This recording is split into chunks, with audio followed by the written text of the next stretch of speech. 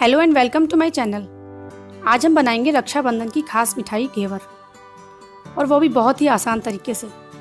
ये राजस्थान की खास मिठाई है जो सावन के महीने में और रक्षाबंधन में तो ज़रूरी बनाई जाती है। तो देर किस बात की, बनाना शुरू करते हैं।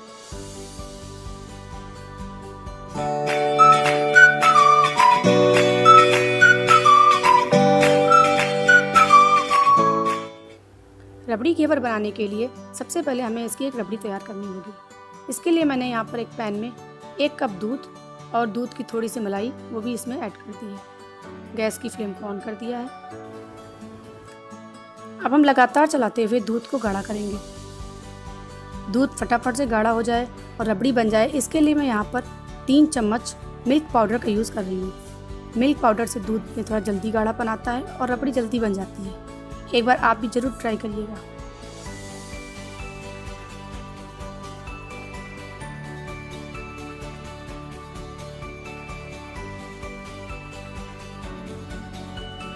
मैंने यहाँ पर मिल्क पाउडर डाल दिया है। अब इसे लगातार चलाते रहना है जिससे कि इसमें गुठलियाँ ना पड़े।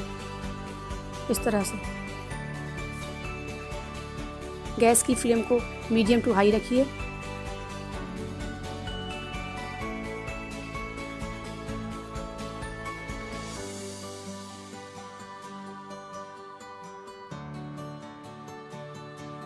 दूध गाढ़ा होना स्टार्ट हो गया है। अब हम यहाँ पर फिर से 2 चम्मच मिल्क पाउडर डालेंगे। मिल्क पाउडर से दूध जल्दी गाढ़ा जाता है और जल्दी से रबड़ी बन जाती है। अच्छी तरह से मिला लीजिए। 1 चम्मच चीनी डालना है। चीनी हमें ज़्यादा नहीं डालनी है। 1 चम्मच चीनी डाल दिया। अब फिर से इसे अच्छी तरह से चला लीजिए और गाढ़ा होने का वेट करिए। मैं यहाँ पर पतंजलि का मिल्क पाउडर यूज़ कर रही हूँ। इसमें चीनी की मात्रा ना के बराबर होती है। आप जो भी मिल्क पाउडर यूज़ करें पहले उसे आप टेस्ट कर लीजिए उसमें कितनी मिठास है, उसी के हिसाब से फिर आप इसमें चीनी डालिएगा। पतंजलि के मिल्क पाउडर में चीनी नहीं होती है, इसलिए मैंने 1 चम्मच चीनी डाली है। ये देखिए रबड़ी बनकर तैयार हो गई है। अब मैं इसे ढककर अलग रख दूँगी। अब हम यहाँ पर सादा घेवर जिसमें कि चाशनी होती है उसकी तैयारी शुरू करते हैं। इसके लिए मैंने एक पतीले पे 1 कप चीनी और इसी कप से आधा कप पानी डालकर गैस पर रख दिया है। हमें इसकी एक तार की चाशनी बनानी है।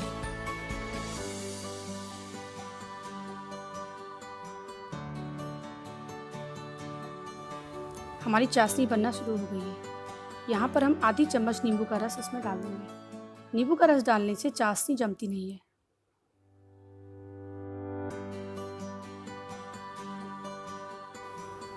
हमारी चाशनी लगभग बनकर तैयार हो गई है। अब हम यहाँ पर 2 छोटी इलायची अच्छी तरह से कूटकर इसमें डाल देंगे।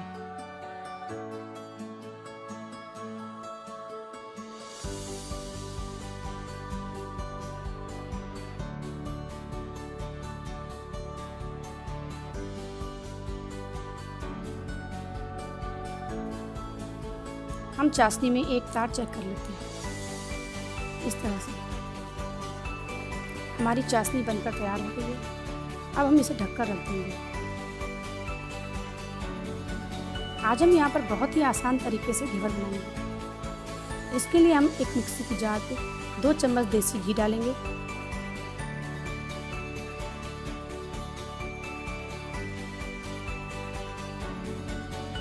और 3 से 4 आइस क्यूब डालकर इसे अच्छी तरह से चला लेंगे।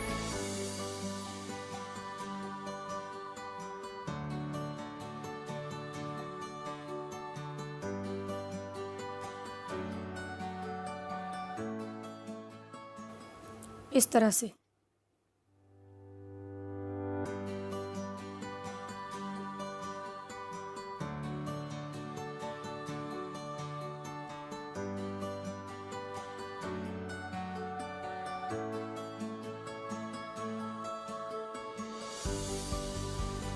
दो से 3 बार अच्छी तरह से चलाने के बाद घी कुछ इस तरह से हो जाएगा।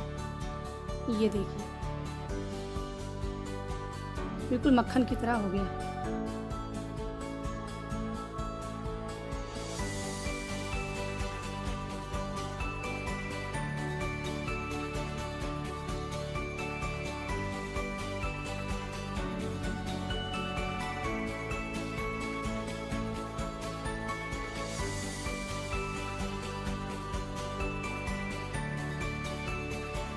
घी अच्छी तरह से मिक्स हो गया है।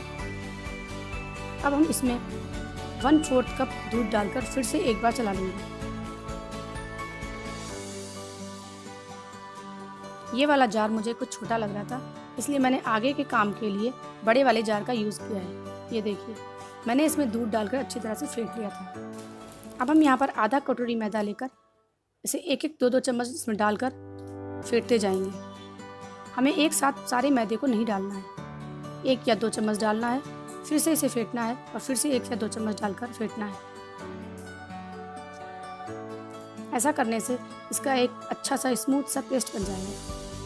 मैंने सारा मैदा अच्छी तरह से इसमें फेंट लिया है। अब मैं इसमें आधा चम्मच बेसन का भी यूज़ करूँगी, बस आधा चम्मच। आधा कटोरी मैदे में हमें आधा चम्मच बेसन डालना है। बेसन डाल के इसे एक बार अच्छे से और फेंट लीजिए, जिससे कि बेसन इसमें अच्छी तरह से घुल जाए। ये देखिए, बेसन अच्छी तरह से मिक्स हो गया है। अब हम इसमें 1 गिलास बिल्कुल ठंडा पानी, चिल्ड वाटर डालकर इसे 1 से 2 बार अच्छे से और मिला लेंगे। इस घोल को हमें ठंडा ही रखना है। इसके लिए मैंने यहाँ पर एक डोंगे में 7 से 8 आइस क्यूब डालकर उसके ऊपर इस घोल वाले बर्तन को रख दिया। अब हम इसे एक बड़े बर्तन में निकालकर इसमें आधा गिलास और चिल्ड वाटर डालकर इसका एक पतला घोल तैयार कर लेंगे। इस तरह से घेवर बनाने के लिए मैं यहाँ पर दूध उबालने वाली पतीली का यूज़ कर रही हूँ। आप चाहें तो फ्राई पैन में भी बना सकते हैं। घेवर बनाने के लिए मैंने यहाँ पर पतीली में आधे से थोड़ा सा कम रिफाइंड ऑयल डाल दिया है। आप चाहें तो घेवर घी में भी बना सकते हैं। तैयार किए हुए घोल को हमें धीरे धीरे करके इस तरह से तेल में डालते जाना है।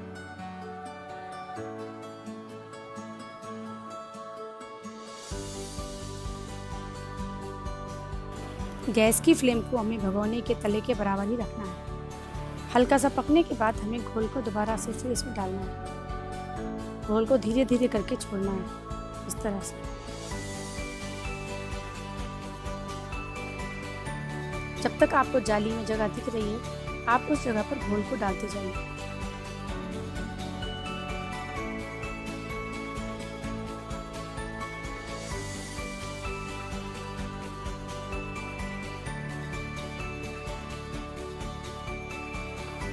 अब हमें यहाँ पर एक बेलन की सहायता से बीच में थोड़ा सा गैप कर देना है। अब इस गैप में हमें तैयार किए हुए घोल को धीरे धीरे करके डालते जाना है और घेवर तैयार करते जाना है।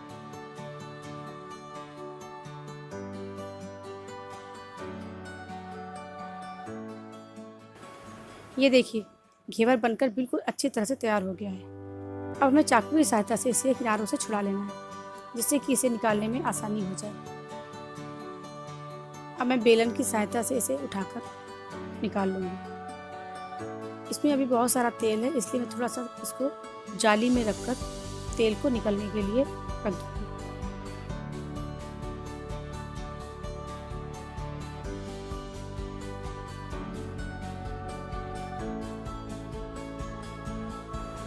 यहाँ पर मैंने एक एक करके सारे घेवर बनाकर तैयार कर लिए। यहाँ पर मैंने आधा कटोरी मैदा और 2 चम्मच घी से 3 घेवर तैयार कर लिए।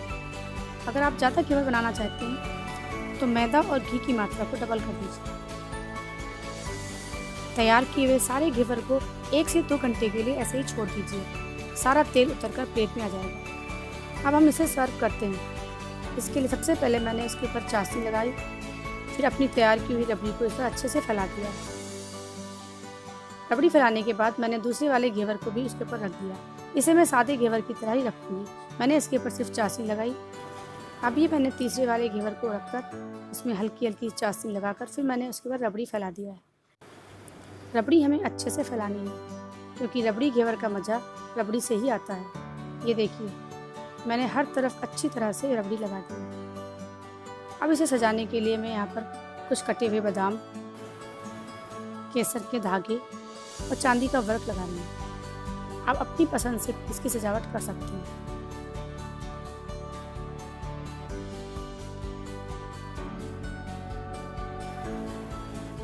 ये देखिए, अब हमारा घेवर बिल्कुल तैयार है। इस रक्षाबंधन ये आसानी से बहुत ही कम चीज़ों से बनने वाला होममेड घेवर बनाइए और एंजॉय करिए। मिलते हैं एक नई रेसिपी के साथ। Till then, bye bye.